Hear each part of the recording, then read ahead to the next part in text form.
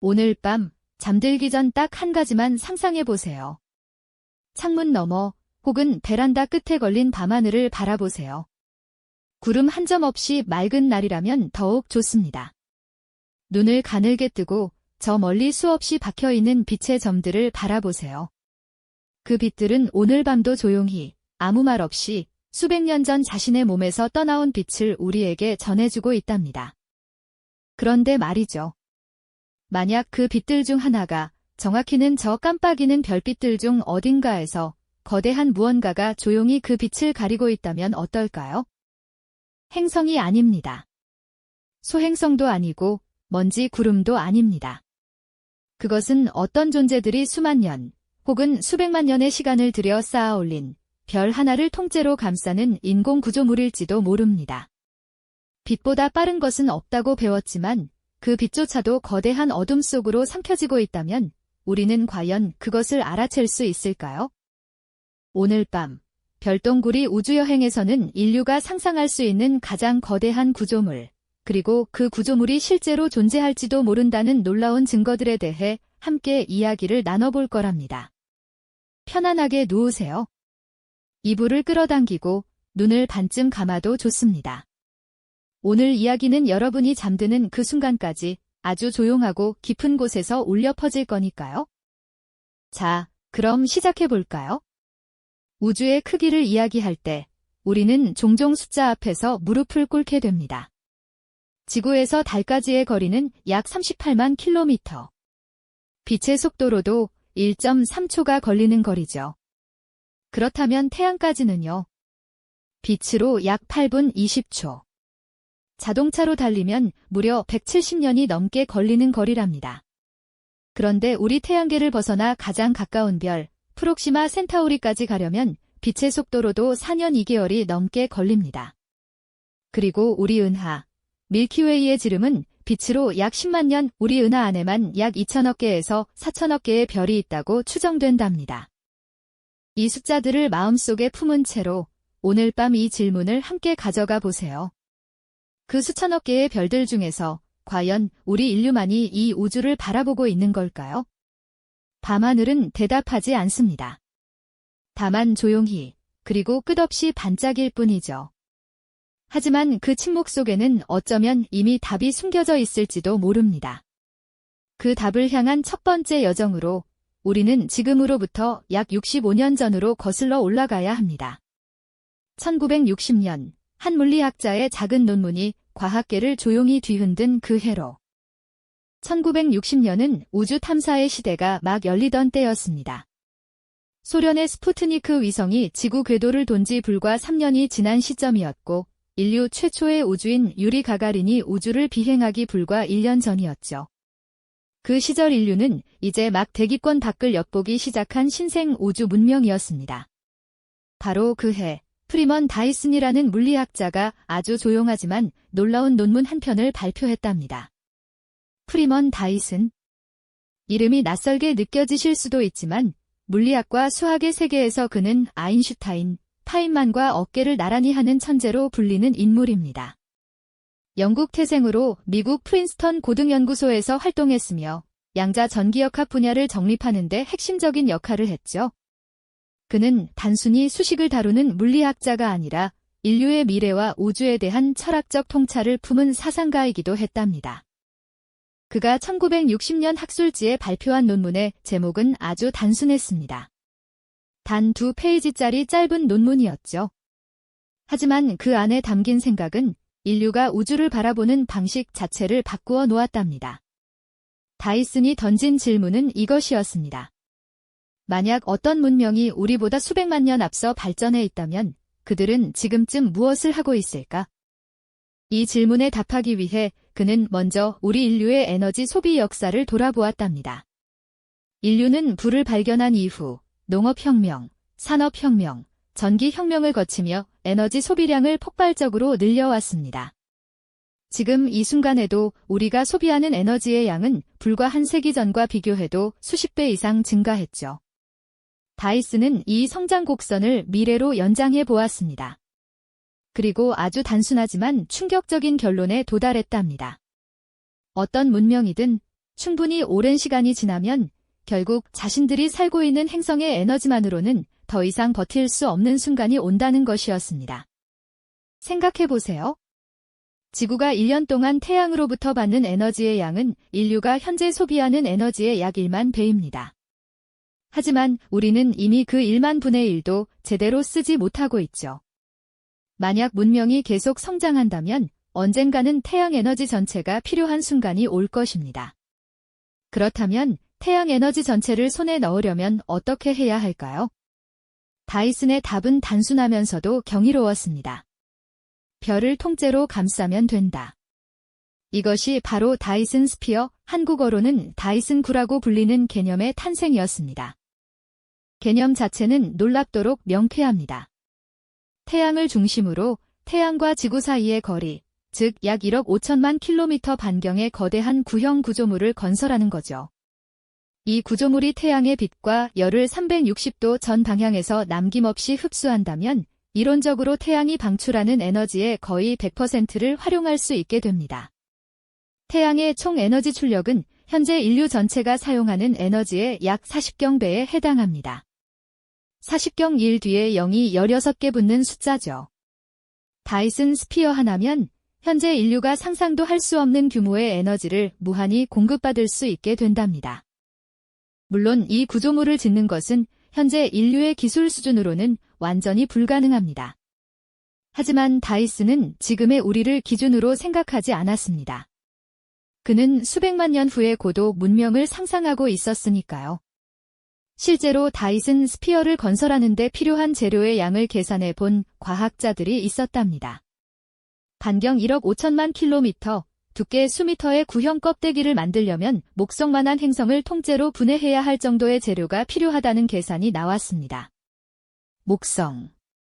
지구보다 318배 무거운 그 거대한 행성을 해체하는 것이죠. 이것이 가능한 문명이라면 그들은 우리와는 차원이 다른 기술력을 가지고 있는 겁니다. 그리고 그 기술력의 차이를 정량적으로 표현하기 위한 척도가 바로 카르다쇼프 척도입니다. 1964년 소련의 천문학자 니콜라이 카르다쇼프는 우주에서 문명의 수준을 에너지 사용량으로 분류하는 체계를 제안했습니다. 이 척도는 단순하지만 문명의 발전 단계를 이해하는 데 있어 오늘날에도 가장 널리 사용되는 기준 중 하나랍니다. 1단계 문명은 자신이 살고 있는 행성에서 사용 가능한 모든 에너지를 활용할 수 있는 수준입니다. 지구를 예로 들면 태양으로부터 지구 표면에 도달하는 모든 에너지, 바람, 조수, 지열 에너지 등을 완전히 통제하고 사용하는 수준이죠. 그렇다면 지금 우리 인류는 몇 단계일까요? 안타깝게도 우리는 아직 1단계에도 도달하지 못했답니다. 물리학자 미치오 카쿠의 추산에 따르면 현재 인류는 카르다쇼프 척도 약 0.72단계에 머물러 있습니다. 우리는 아직 지구의 에너지조차 완전히 활용하지 못하는 아주 초보적인 수준의 우주 문명이라는 뜻이죠. 2단계 문명은 자신이 속한 항성계의 별 하나가 방출하는 에너지 전체를 활용할 수 있는 수준입니다. 1단계와 비교해 무려 100억 배나 큰 에너지량이죠. 그리고 바로 이 단계에서 등장하는 핵심 기술이 다이슨 스피어입니다. 2단계 문명은 단순히 에너지만 많이 쓰는 게 아닙니다.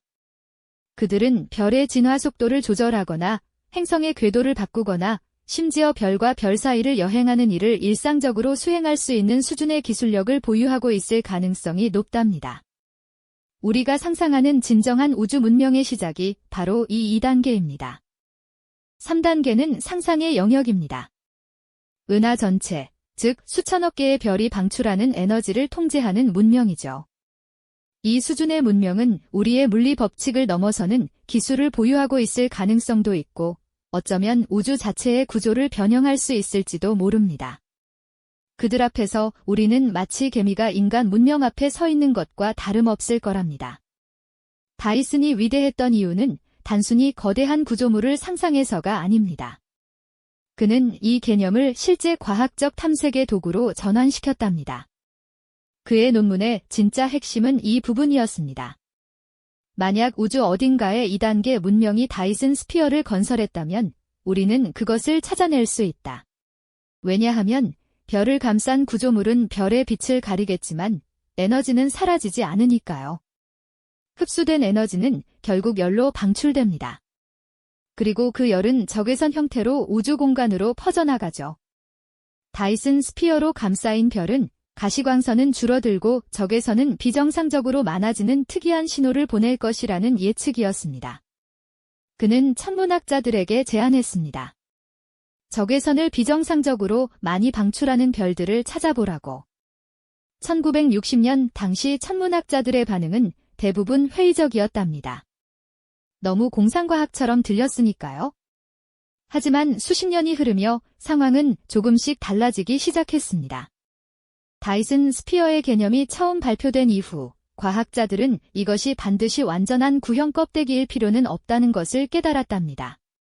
하나의 거대한 공이 아니라 수백만 혹은 수조 개의 작은 태양광 지별판이 별 주위를 무리지어 공전하는 형태도 가능하다는 거죠. 이를 다이슨 군이라고 부릅니다. 완전한 구형 껍데기는 구조적 안정성을 유지하기 위해 엄청난 강도의 재료가 필요하지만 다이슨 군은 각각의 지별판이 독립적으로 별을 공전하기 때문에 훨씬 현실적인 접근 방식입니다. 실제로 오늘날 다이슨 스피어 후보를 탐색하는 과학자들이 주로 찾고 있는 것도 이 다이슨 군의 흔적, 즉 비정상적인 적외선 초과 현상이랍니다. 그렇다면 다이슨이 꿈꾸었던 그 신호를 실제로 우주에서 포착한 사람들이 있을까요? 있습니다. 그것도 아주 극적인 방식으로. 그 이야기는 2015년으로 거슬러 올라갑니다. 하늘 위 어딘가 100조짜리 방향에 자리 잡은 한 별에서 시작된 이야기입니다. 2015년 가을, 천문학계에 조용한 폭풍이 불어닥쳤습니다. 그 폭풍의 진원지는 학술지 한 편이었습니다. 예일대학교의 천문학자 타베사 보야지안, 그리고 그녀와 함께한 연구팀이 발표한 논문이었죠. 논문의 내용은 간단했지만 그 파장은 결코 간단하지 않았답니다. 100조짜리 방향으로 약 1480광년 떨어진 곳에 자리 잡은 별 하나가 도무지 설명할 수 없는 방식으로 어두워지고 있다는 것이었습니다.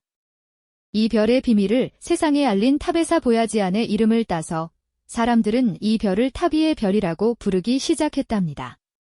잠깐 케플러 우주망원경에 대해 이야기를 나눠볼게요.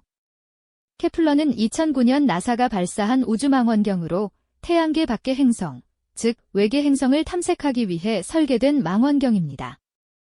케플러의 탐색 방법은 통과법이라고 불리는데 별 앞으로 행성이 지나갈 때 별의 밝기가 아주 미세하게 줄어드는 것을 포착하는 원리입니다. 예를 들어 지구만한 행성이 태양 앞을 지나가면 태양의 밝기는 약 0.01% 줄어듭니다. 목성만한 거대 행성이 지나가더라도 약 1% 정도의 감소에 그치죠. 케플러는 이 아주 작은 밝기 변화를 정밀하게 측정함으로써 수천 개의 외계 행성을 발견해냈습니다. 그런데 타비의 별은 달랐습니다. 완전히, 전혀, 납득할 수 없을 정도로 달랐답니다. 케플러가 4년에 걸쳐 관측한 타비의 별의 밝기 변화 데이터를 분석한 결과 연구팀은 경악했습니다.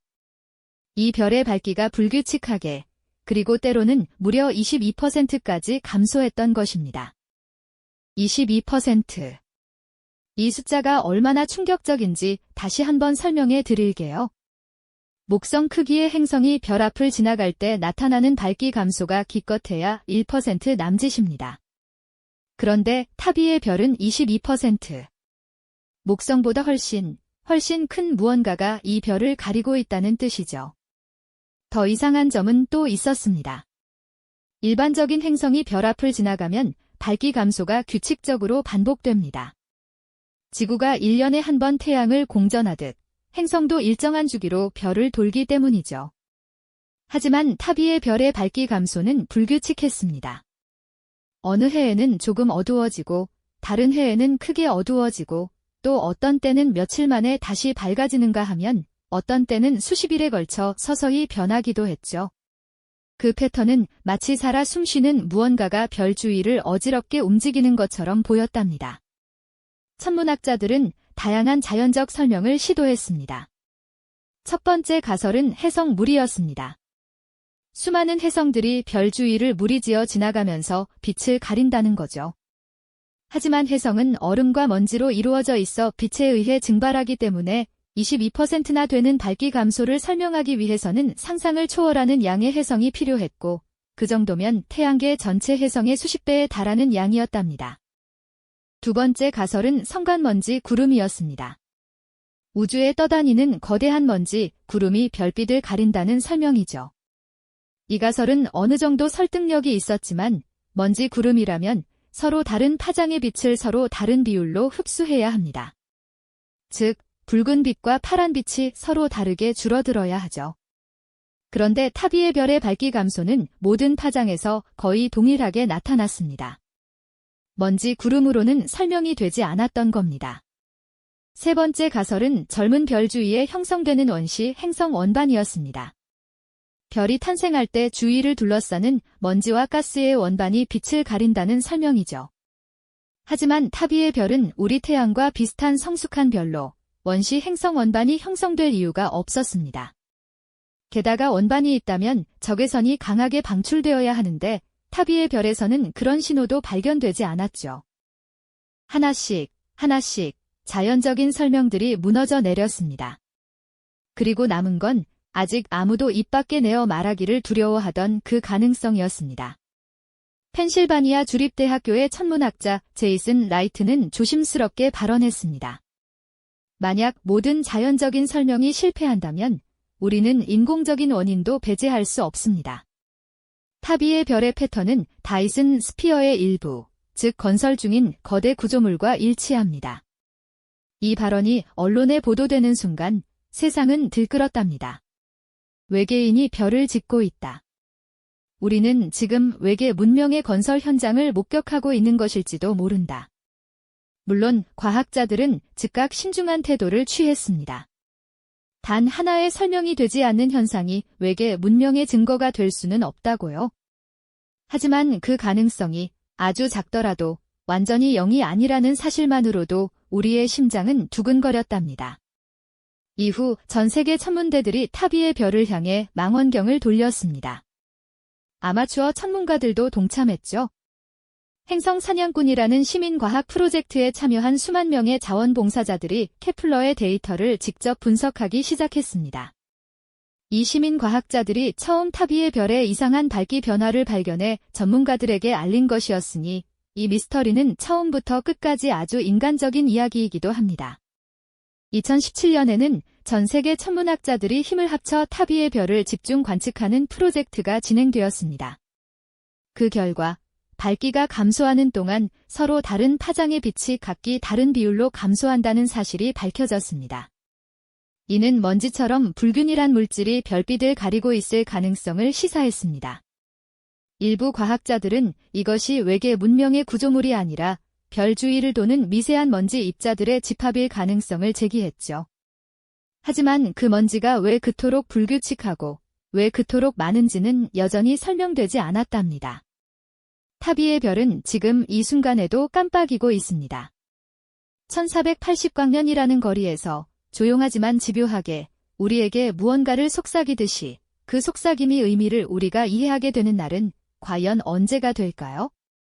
타비의 별이 세상을 뒤흔든 이후 과학자들 사이에서는 새로운 흐름이 생겨났습니다. 한 별만이 아닐 수도 있다. 더 찾아보자. 그리고 그 탐색은 마침내 2024년 하나의 놀라운 결실을 맺게 됩니다. 스웨덴 웁살라 대학교의 연구팀이 이끈 이 연구는 인류 역사상 가장 체계적이고 방대한 다이슨 스피어 탐색 프로젝트 중 하나로 기록됩니다.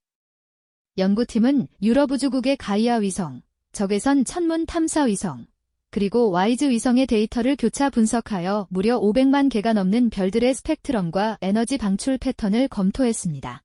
500만 개, 우리 은하의 별이 2천억 개에서 4천억 개라고 했으니 이것은 그중 극히 일부에 불과하지만 인간의 눈과 손으로 하나씩 뒤진다면 평생이 지나도 모자랄 숫자입니다. 그 방대한 데이터를 정밀하게 분류하고 분석하는 데 수년이 걸렸답니다. 연구팀이 찾고 있던 것은 딱 하나였습니다. 바로 적외선 초과 현상이었죠. 별은 자신의 표면 온도에 따라 특정 파장의 빛을 방출합니다. 우리 태양처럼 표면 온도가 약 5800도인 별은 주로 가시광선과 약간의 자외선, 그리고 적외선을 방출하죠. 이 비율은 별의 종류와 나이, 크기에 따라 비교적 정확하게 예측할 수 있습니다. 마치 빨갛게 달군 쇳덩이가 특정 온도에서 특정 색으로 빛나는 것처럼 별도 자신의 온도에 맞는 빛의 지문을 가지고 있는 셈이죠. 그런데 만약 어떤 별이 예측보다 훨씬 강한 적외선을 방출한다면 이는 그 별의 주변에 무언가 따뜻한 것이 존재한다는 신호입니다.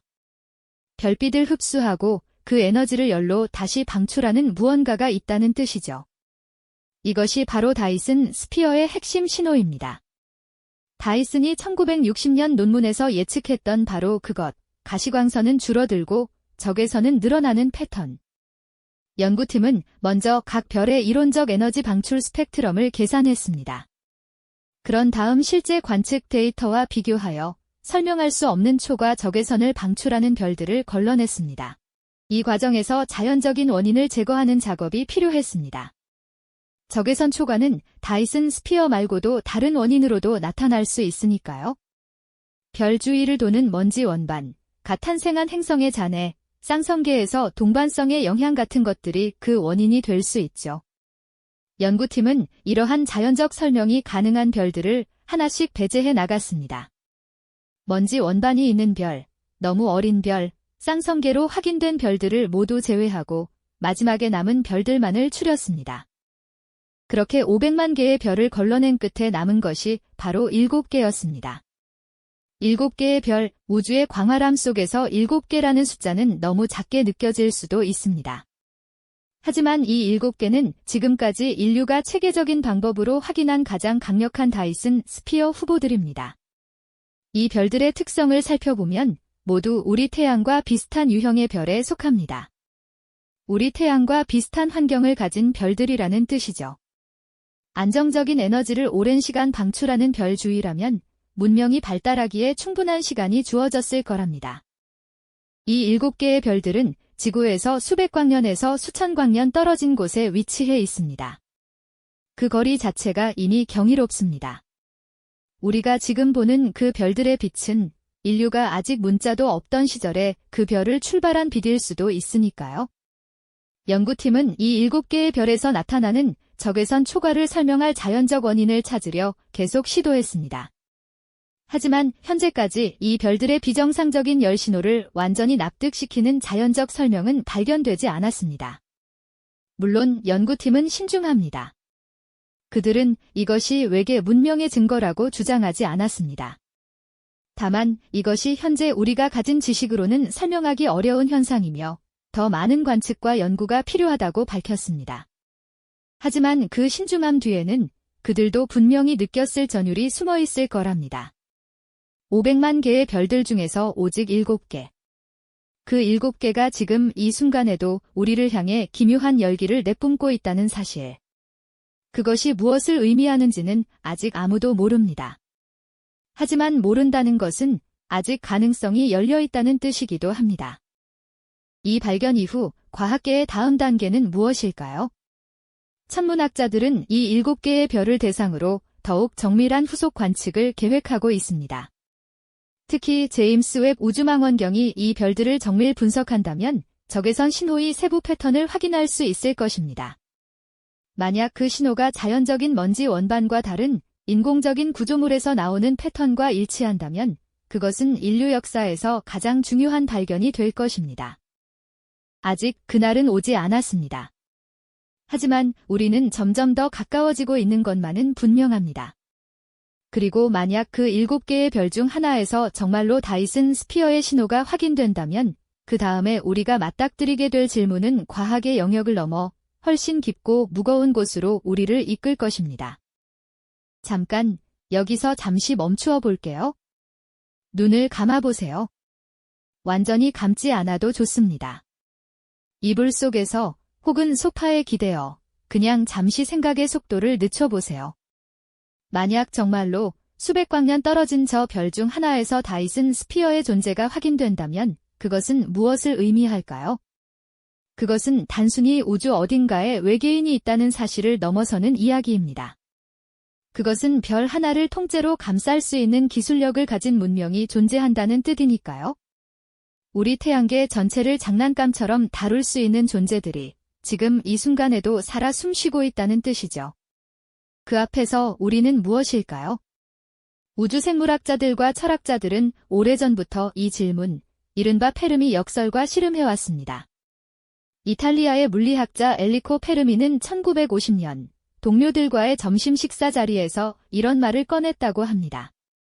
그런데 그들은 다 어디 있는 거죠? 우주의 나이는 약 138억 년입니다.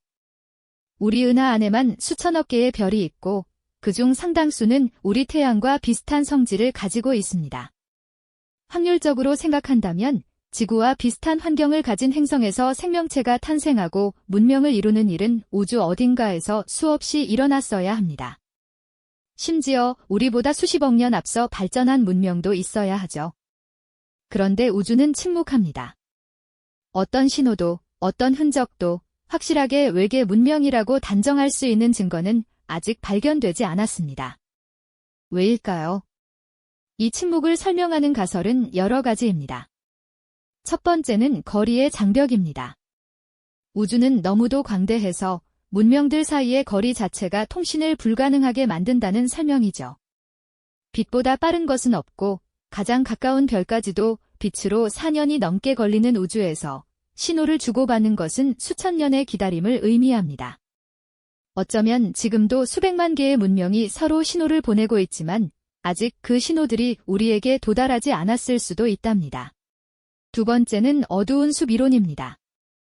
우주의 모든 문명은 생존을 위해 자신의 존재를 숨기며 다른 문명을 선제적으로 제거한다는 무시무시한 가설입니다. 우주가 침묵하는 이유는 모든 문명이 서로를 두려워하며 숨어있기 때문이라는 거죠.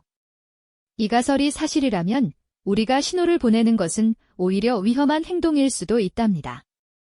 세 번째는 대여과기 가설입니다. 문명이 발전하는 과정에는 반드시 넘기 극히 어려운 장벽이 존재하며 거의 모든 문명은 그 장벽을 넘지 못하고 소멸한다는 가설이죠. 그 장벽이 우리 앞에 있는지 아니면 우리가 이미 넘었는지에 따라 인류의 미래는 전혀 다른 모습을 띨 것입니다. 핵전쟁, 기후변화, 인공지능의 반란 같은 것들이 그 장벽의 후보로 언급되기도 한답니다. 그리고 네 번째, 어쩌면 가장 경이롭고 희망적인 가설은 이것입니다. 고도 문명은 우리가 상상할 수 없는 방식으로 존재하며 우리가 인식할 수 있는 신호를 보내지 않는다는 가설입니다. 마치 개미가 인터넷의 존재를 인식할 수 없듯 우리는 이미 그들의 신호 속에 둘러싸여 있지만 그것을 읽는 방법을 모르는 것일 수도 있죠. 다이슨 스피어가 실제로 발견된다면 이 모든 가설들은 새로운 국면을 맞이하게 됩니다. 왜냐하면 다이슨 스피어는 그것을 만든 문명이 의도적으로 신호를 보내지 않았다 해도 물리 법칙에 따라 자연스럽게 흘러나오는 적외선으로 자신의 존재를 드러내기 때문입니다. 그것은 숨기고 싶어도 숨길 수 없는 신호입니다. 에너지는 형태를 바꿀 뿐 사라지지 않는 법이니까요. 그렇다면 그 문명은 우리를 알고 있을까요? 알고 있다면 왜 아직 연락이 없는 걸까요? 우리가 아직 그들의 기준에서 대화할 가치가 있는 존재가 아니기 때문일까요? 아니면 우리가 아직 그들의 신호를 제대로 해석하는 방법을 모르는 걸까요? 이 질문들은 단순한 과학의 영역을 넘어섭니다.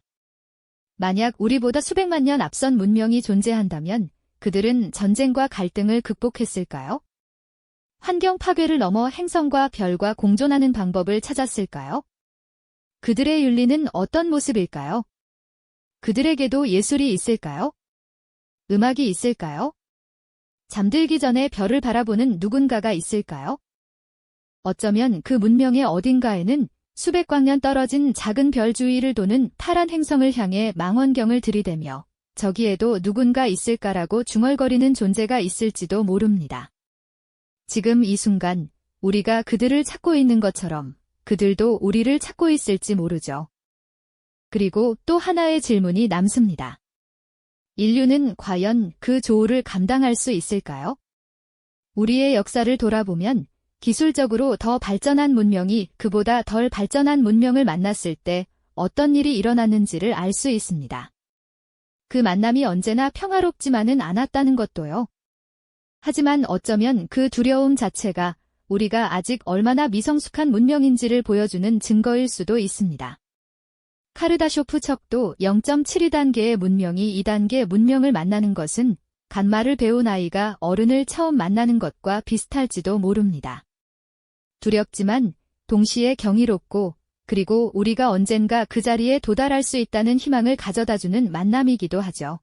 오늘 밤 다이슨 스피어를 생각하며 우리가 품어야 할 가장 소중한 감정은 아마도 이것일 겁니다. 겸손함. 그리고 경이로움. 우리는 우주의 주인이 아닙니다. 어쩌면 우주의 막내 문명일 수도 있죠. 하지만 그 광대한 우주 속에서 별을 바라보고 그 별빛의 이면에 담긴 비밀을 캐내려 하고 그 비밀 앞에서 전율하는 것, 그것이야말로 인류가 가진 가장 위대한 능력이 아닐까요? 별을 통째로 감싸는 구조물을 짓는 문명은 분명 우리보다 훨씬 강합니다. 하지만 밤하늘을 올려다보며 저기에 누가 있을까라고 묻는 마음은 어쩌면 우주 어디에서나 똑같을지도 모릅니다. 오늘 밤 참긴 여행을 함께 해주셨습니다. 1960년 프리먼 다이슨의 작은 논문에서 시작해서 1480광년 떨어진 타비의 별의 불가사의한 깜빡임을 지나 스웨덴 연구팀이 500만 개의 별 중에서 골라낸 7개의 의문의 항성에 이르기까지. 그리고 그 모든 발견들이 우리에게 던지는 깊고 무거운 철학적 질문들까지.